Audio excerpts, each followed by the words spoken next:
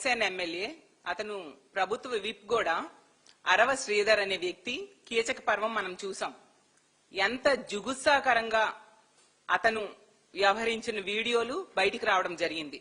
నిజంగా ఆ వీడియోస్ చూస్తే ఈ రాష్ట్రంలో ఉన్న మహిళలందరూ సిగ్గుతో తలదించుకున్నారు.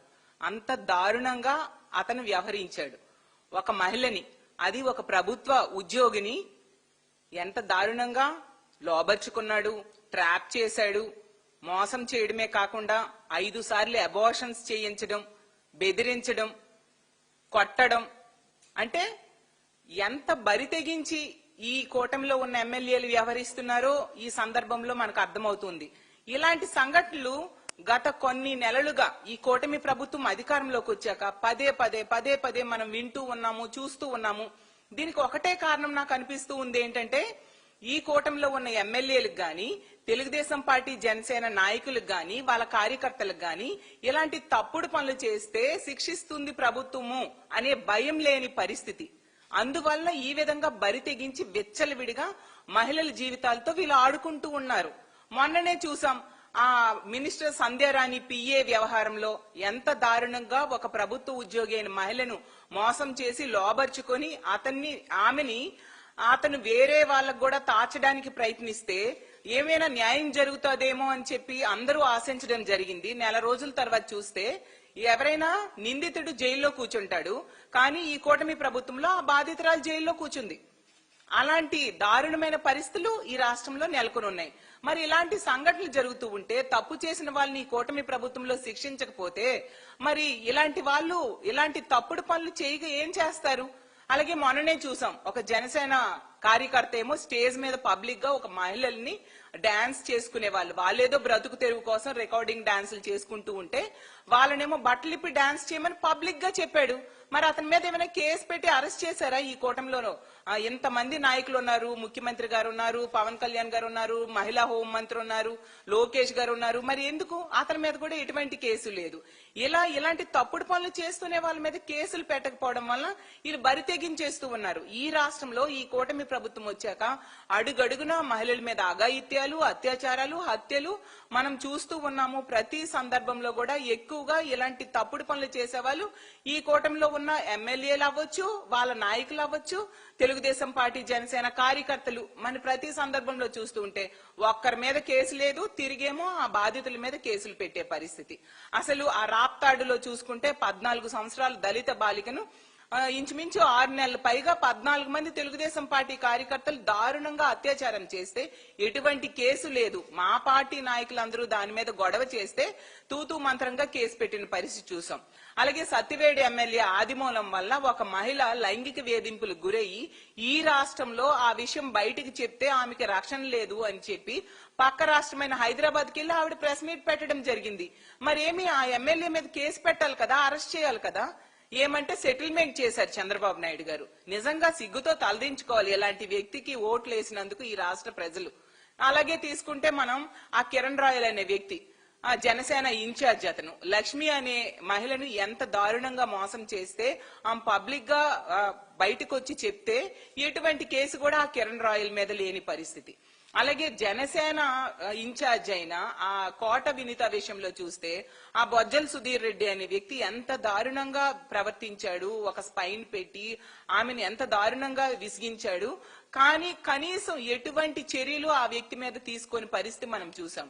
అలాగే తీసుకుంటే తిరువూరులో తెలుగుదేశం పార్టీ నాయకుడేమో ఒక మహిళని ఏ విధంగా లోబర్చుకోవడానికి ప్రయత్నించాడో ఆడియో బయటకు వచ్చినా కూడా ఎటువంటి చర్యలు అతని మీద లేదు. అలాగే జనసేన ఎమ్మెల్యే పంతం నానాజీ అనుచరులు ఇదే పవన్ కళ్యాణ్ గారి శాఖలో ఫీల్డ్ అసిస్టెంట్ గా పనిచేస్తున్న మహిళని ఏ విధంగా వేధించారు. ముడుపులు ఇవ్వాలి, లేదంటే పక్కలోకి రావాలి, ప్రతి నెల మామూలు ఇవ్వాలని చెప్తే ఆమె ఆత్మహత్య యత్నం చేసుకోవడం జరిగింది.